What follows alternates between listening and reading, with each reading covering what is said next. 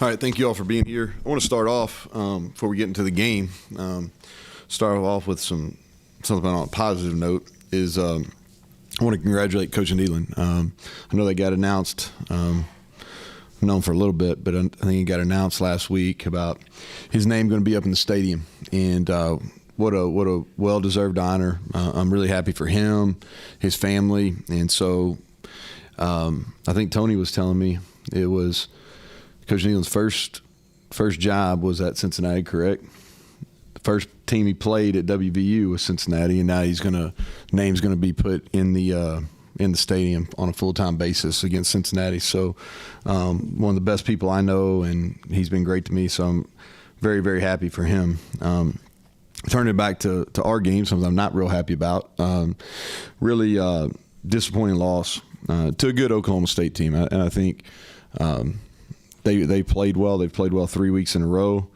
They're a good team, and Mike's done a really nice job with that group.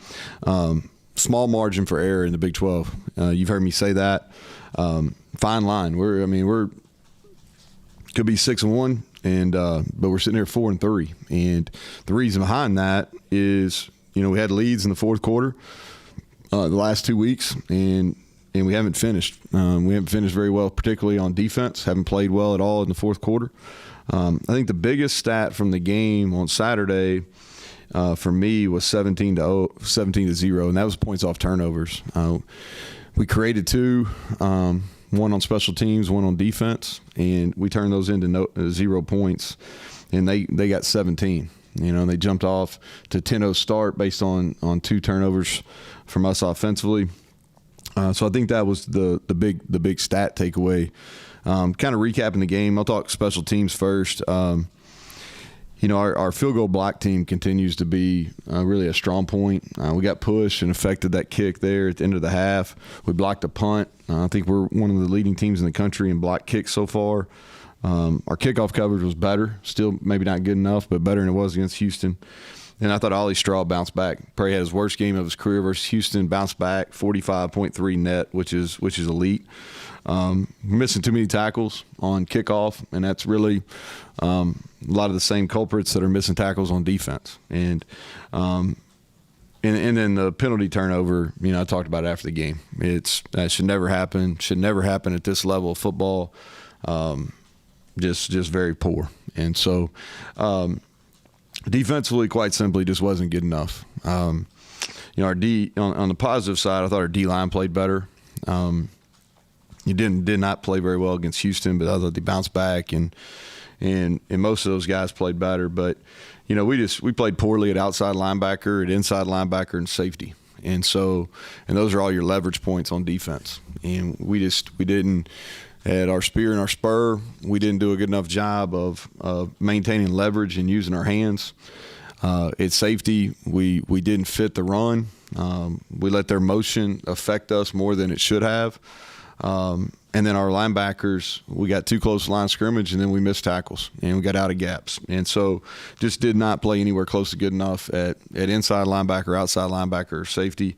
We had 16 missed tackles, and I may be being kind. We may add more, but I know we had 16.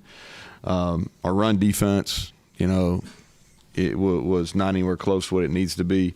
And that kid's a good player. I said here last week on Monday and talked. I said I think he's probably the best kid we've played against, running back wise.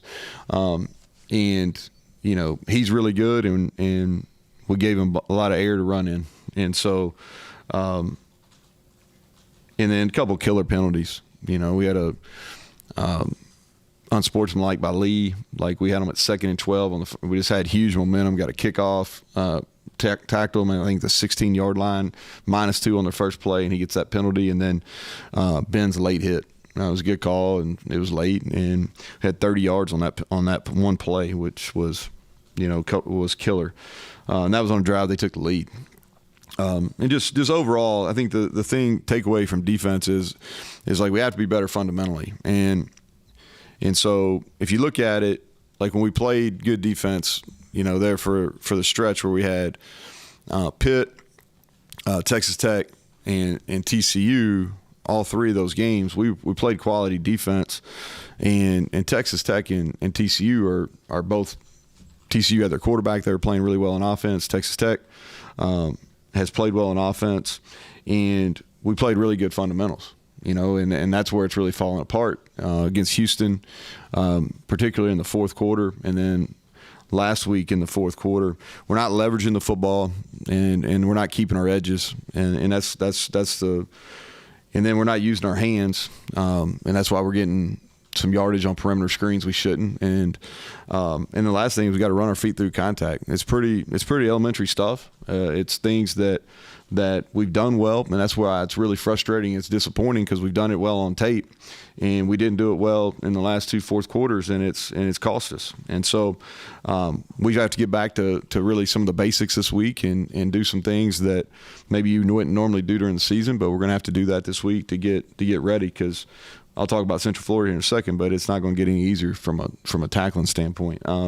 Offensively, I thought that Garrett continues to play at a high level. He's getting better. You can see his confidence.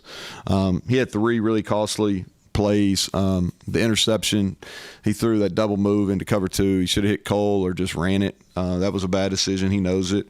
Missed a touchdown when we had to kick a field goal there, 27. When we tied it at 27, we really had a touchdown play. He just came off of it too early, and then he had the pull when he should have handed the ball off on 4th and 2. But other than that, man, he played really well. Ran for over 100. He continues to throw the deep ball. A lot of explosives. I thought we were good on 3rd down. We've been really good in some 2-minute mechanic stuff. I would like to finish that drive the other night. But I think he's playing well, and we're getting our passing game going with some of our run stuff. So, we got to continue to build on that. I thought we left 17 points out on the field. Cole's fumble is inexcusable, should never happen. And he's got to play better. Devin can play better. I think both those players are really, really good players, and we need them to play. And then, we got to start faster. Really disappointed in that. And then I already talked about we got 0 points off 2 turnovers. So there's plenty we got to work on that side of the ball too. Kind of flip it over. UCF, known Gus for a really long time. The first time I've ever played against him. He's done a really good job, and he's done that for a long time at several different places. A couple things you can always count on his teams is they're going to be able to run the football, and they play physical defense. And that goes back to whether he's at Arkansas State, whether he's at Auburn, now at UCF. We got an early kick, which, we practice in the mornings now, so that's not as big a deal as it maybe used to be.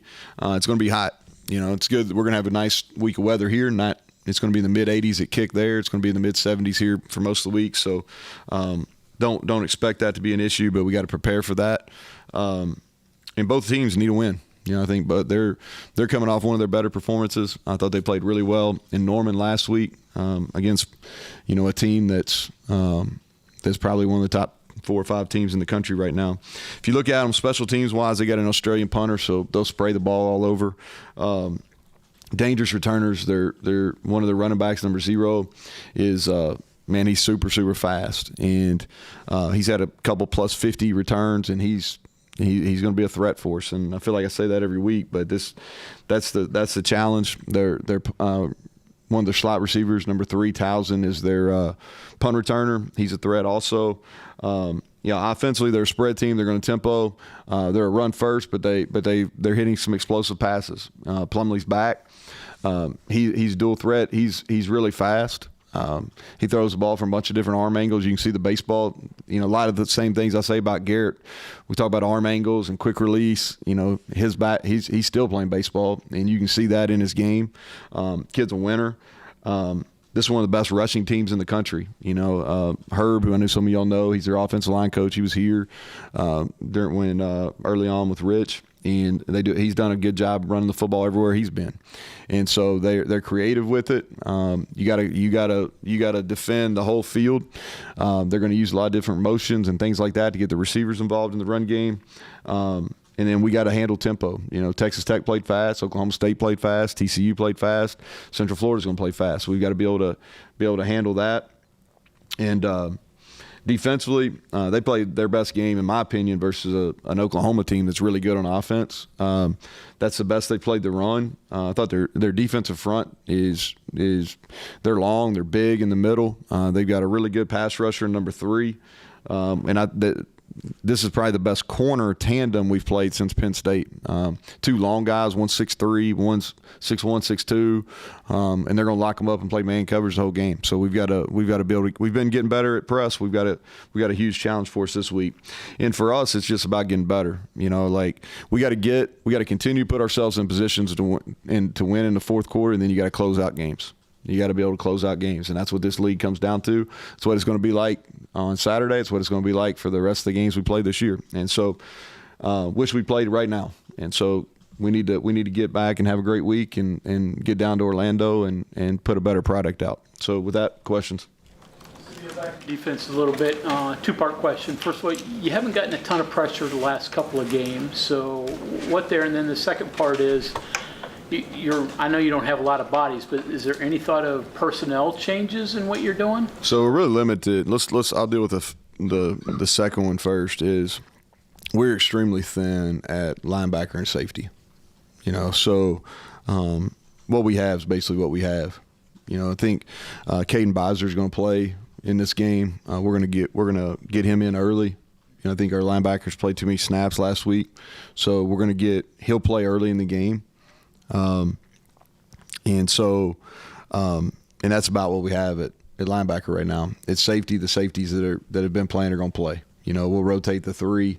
Floyd being the third one, he'll also play some nickel, and that gives the spear. But at those positions, that's what it is. What it is. Riley Collins could play a little bit at that spear also, but those are thin positions, and so we just got to play better. There's not other people to put in right now. And then what was the first question? Pressure. Yeah, pressure. Yeah, so talk about Oklahoma State first. Oklahoma State is really difficult to pressure because they get the ball out extremely fast, okay?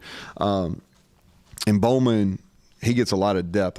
It's kind of one of the few quarterbacks, he does the back pedal drop, and it's hard to get there. And anytime you pressure, when we 5-man pressure, we just didn't get there. And we get caught in a zero pressure, and that's when they hit one of the huge runs in a zero pressure. So you kind of darned if you do, darned if you don't. And but we didn't get enough pressure on him at Bowman, but they make it really hard for what they do. And then in Houston, we just didn't play well, up front. We had plenty of one-on-ones, and we just didn't win them. Similar to what they do with Plumlee and McLean, or different? No, similar. I thought McLean came in there and through that stretch played well. He played for Trickett down at South Florida last year, and I thought McLean did a good job down there. I think he played some late at South Florida, but he's athletic too, and he can move, and so you don't necessarily prepare differently. Plumlee's just got a lot more experience, and you can tell he's there. I could tell at media days. He's got. He's the leader of their team, and those guys feel confident with him out there as they should. Now that you've been able to watch it, because you want to do that after the game, do you have any further thoughts? And you talk to those involved about what happened with the punt return and the bobble with Fox? No, we just ran into it. It's this. I'm not oversimplifying this. Is when you're playing that jammer, you've got to play your man, and you got to peek the returner, and it's a drill that we do, and just didn't do it, and he ran into him. That's about as simple as that. You mentioned Spear, Lance Dixon. Yeah, he was suspended for that game, kind of to be determined. Did you practice yesterday? Yeah. So we came out yesterday. We've been practicing on Monday mornings. We practiced yesterday. I just wanted to get that game out of our system. Yeah, so we came in last night, and we practiced. We did our normal Monday morning practice. We did it last night. Used today as our off day, and we haven't done that this year. We bounced around a little bit last year with it, and really I just felt like after the game, I wasn't very pleased with how we finished the game, and I just didn't want to put that much dead time in between it. So we brought him in last night, kind of flushed that game, and and moving on to Central Florida. The effect, I guess you'll wait and see, but what do you look for as far as a response to that? Just turn the page and... Yeah, well, I think it starts on Tuesday. Like, I said this, kind of different, but really, I mean, those are two of the more unique games I've ever been a part of. Never had a Hail Mary. I've had one at the end of the half, never had one at the end of a game, and so that was unique. And then I don't think I've ever had a game where you're ahead and then all of a sudden the wheels completely fall off defensively like that. When they hit. I mean, what do you have? Do you have 100? How many yards do you have in the second half? In the fourth quarter? 130? 149. 149. And so new territory for me there. I hope I don't ever have to deal with that again, and so I think it's more the response on Tuesday and Wednesday kind of leads you into Saturday. And I said this after the game. I really don't think there was a hangover in that game. From the Houston game, I felt like if there was a hangover, we would have never overcame that 10-0 start. If we were a group that was really fragile and feeling the effects from the end of the game at Houston, I don't think we would have had the resiliency to bounce back and actually take the lead and go into the fourth quarter. That game would have got away from us. So I credit our guys in a lot of ways for that, but we just didn't finish. And so, I believe in this group. We played quality football in all three phases. We got to get back where we play all three at the same time. If we don't have the penalty on the punt return of the day, we're talking about how good we played on special teams. Because we really, I listed all those things. We played really at a high level special teams. You take out one play the other night. You force a takeaway, you block a punt, you create a missed field goal. There were some really good things, special teams, but you're only judged on your bad days. We talk about it all the time. Don't have any. And so all everybody can remember on special teams is we ran into the punt returner. All right, and that's fair. And so we played really well on special teams minus that play. At times the last 2 weeks on offense, we've been really, really good. And I think there's still room for growth there, as our receivers continue to mature and get better. And then defensively, we showed it during a 3-game stretch. Now we got to get it where it's all at the same time. And if we do that, then we've got a chance to win every single game.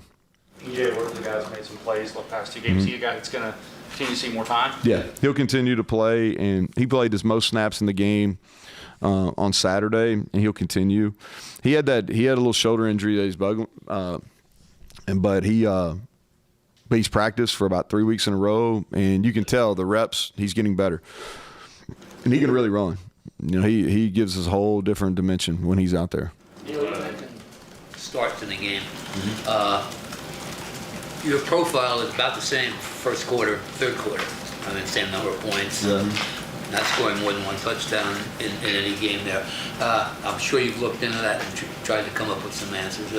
What's going through your mind about such threats? So the third quarter, let's start with the first quarter. So the first quarter, that's something that's really one of the more head scratching deals, and so we're attacking that. And so one of the things we're going to do this week is just the opening drive of the game is we're going to work it from tomorrow on, and just where the kids we can give them every single look they could potentially get on the opening drive, and hopefully we feel better about that. I think part of it, and this isn't an excuse, I just think what it is there's a little bit filling out process of how people are going to play us. Where's their seventh hat going to be in the run game? And there's a little bit of cat and mouse there, because are they going to, how are they going to play us in 11 personnel? Is the seventh fitter going to come from the boundaries? Is it going to come from the field? How are they going to play some of our base run schemes?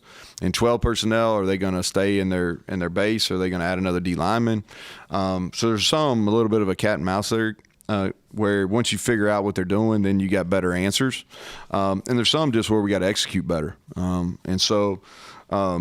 but it's noted. We're making some changes, and hopefully we won't have to talk about that on Monday next week. Michael Hayes.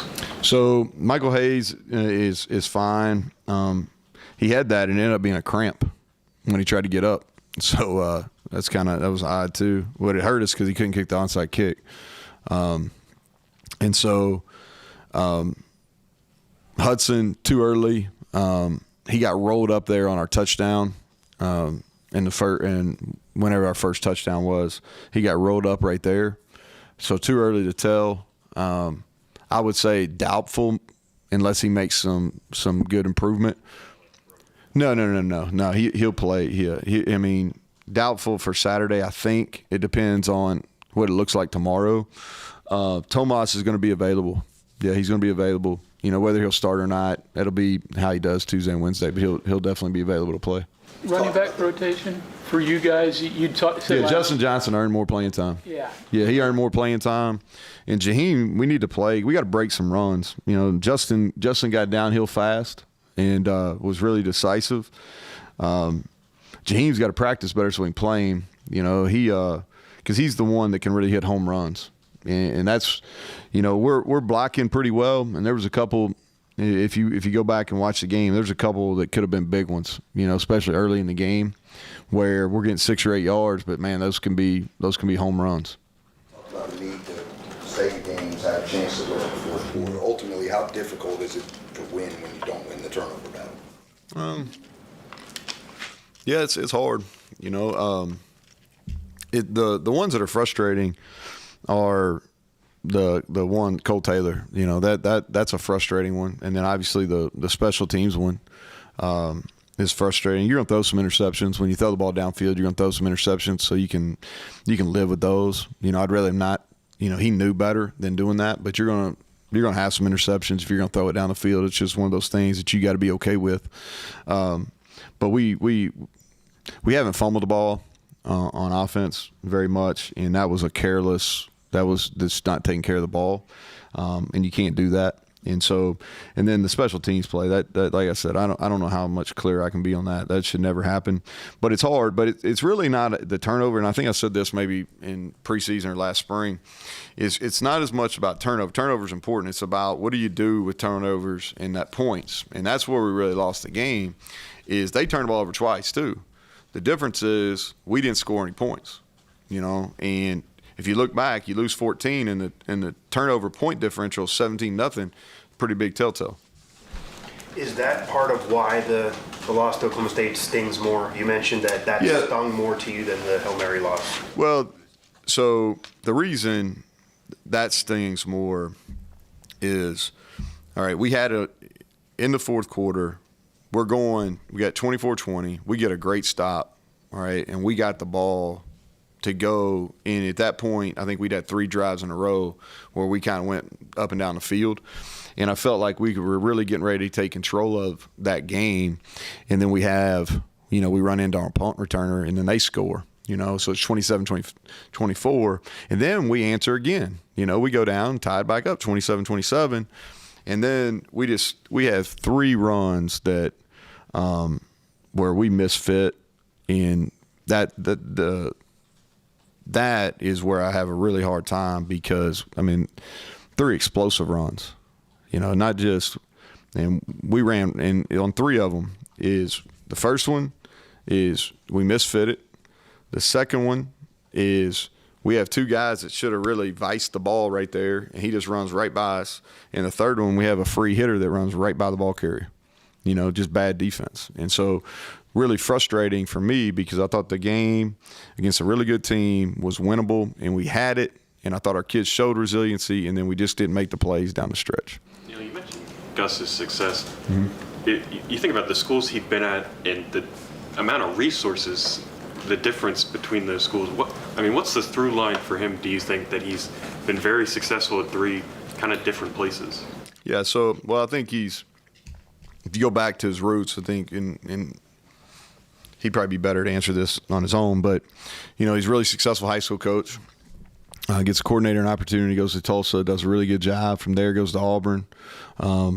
and has a guy named Cam Newton, and he's pretty special. And so he goes to Arkansas State and back in his home state, and in 1 year turns that, and then goes to Auburn, and they played a national championship game. And Auburn's a hard job, and he did a really nice job there. And then going to UCF, and that program's been on the rise, for the last 8-10 years since Frost was there. And so, the one, like I said, I think the things that are really consistent with him is he's always been able to run the football, and his defenses have played really physical. And he's had some really good coordinators along the way defensively, but I think those are the real two staples for him, is running the football and being physical up front on defense. The feeling out stuff in the first quarter you mentioned, how much of that is teams determined to complicate your running game and maybe acting out of character? Well, they're muddying it up. Yeah. So if you want to go, I'll give you, just because it freshed my mind. So Houston played a lot more bare front. And they added a fifth D lineman when we went 12 personnel. It's not something they had shown. They did a little bit a year ago, but not this year. So that takes a minute to adjust. Oklahoma State came in and it really played Oliver on the line of scrimmage more than he played at any point. And we're really trying to mesh charge, and which takes a little bit of time because you gotta slow that down. And so, yeah, some of it is in the run game, you got to see how people are going to play you, and then you got to have some answers and some counters off of it. But like I said, it's a little bit feeling out, but it's also we got to have some better plays, and we got to execute better early in the game too. Can offenses, this may be too simple analysis, but can you do something to surprise? Yeah. Or you just kind of are what you are, and you just maybe No. I think from a schematic standpoint, from a scheme standpoint, I think this, as you get into this point of the year, what you do in the run game schematically is basically what you do. What you're trying to hide is emotions and shifts. You're also trying to, who you're reading. You can mess with who you're reading, or if you have any option principles off that. And we try to be a little bit different. We try to be a little bit different each and every week. And our second and third drives, we've been all right, but we haven't been very good on our first ones. Okay, thanks, Coach. Yep, thanks.